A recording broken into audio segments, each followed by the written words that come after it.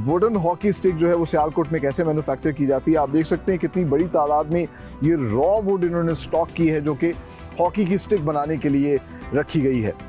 ये खास तौर पे शहतूत की लकड़ी है। इसकी मजबूती और पायदारी की वजह से इसी लकड़ी से हॉकी की स्टिक तैयार की जाती है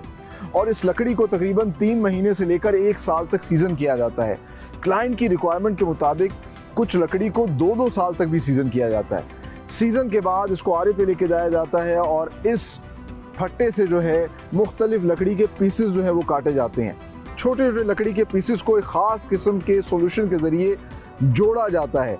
और फिर जब वो मजबूती से जुड़ जाते हैं तो फिर एक खास किस्म की मशीन में हीट देकर उसको कर्व किया जाता है, बेंड किया जाता है, उसकी बो तैयार की जाती है जो कि हॉकी की हुक के लिए इस्तेमाल होती है। उसके बाद इंटरेस्टिंगली जो चीज़ तैयार होती है उसके अंदर हॉकी का हैंडल फिट किया जाता है, बिल्कुल ऐसे ही जिस तरीके से क्रिकेट बैट के अंदर हैंडल अलग फिट किया जाता है, इसी तरीके से हॉकी का भी हैंडल अलग तैयार किया जाता है और उसको फिर उस बो के हिस्से के साथ जो है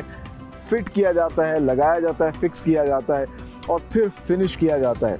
तो आगे चल के आपको दिखाते हैं किस तरीके से फिनिशिंग का सारा प्रोसेस होता है और मजीद फिर इस वुडन स्टिक को मजबूत किया जाता है। आइए मेरे साथ। Viewers, interestingly wooden hockey stick सारी की सारी हाथ से तैयार की जाती है। इसका एक एक प्रोसेस जो है वो हैंडमेड होता है और जिस तरह हमने आपको दिखाया कि किस तरह इसका हैंडल अलग बनता है और जिस जगह से इसकी बो होती है, जहाँ हिट करनी होती है, सारा का सारा अलग तैयार होता है। इसको फिक्स किया जाता है, इसकी रगड़ाई की जाती है और इसको एक, अब आप देख सकते हैं एक हॉकी की इसकी शक्ल तो आ गई, लेकिन अब इसकी मजबूती बढ़ाने के लिए इसके ऊपर एक ख़ास किस्म का केमिकल अप्लाई किया जाता है और ये एक इम्पोर्टेड केमिकल है जो इस पर लगाया जाता है जिससे इसकी मजबूती बढ़ जाती है। सो इसकी बो जो सबसे इम्पोर्टेंट हिस्सा होता है जिससे हिट करना होता है, इसके ऊपर फाइबर का एक पीस रखा जाता है जिस पे ये इम्पोर्टेड सॉल्यूशन जो है अप्लाई किया जाता है और फिर ये सारा इम्पोर्टेड सॉल्यूशन बाद में स्टिक के ऊपर अप्लाई करते हैं और इसको रैप करते हैं एक ख़ास किस्म के फाइबर स्ट्रिप से। इसको रैप करने के बाद दोबारा इसको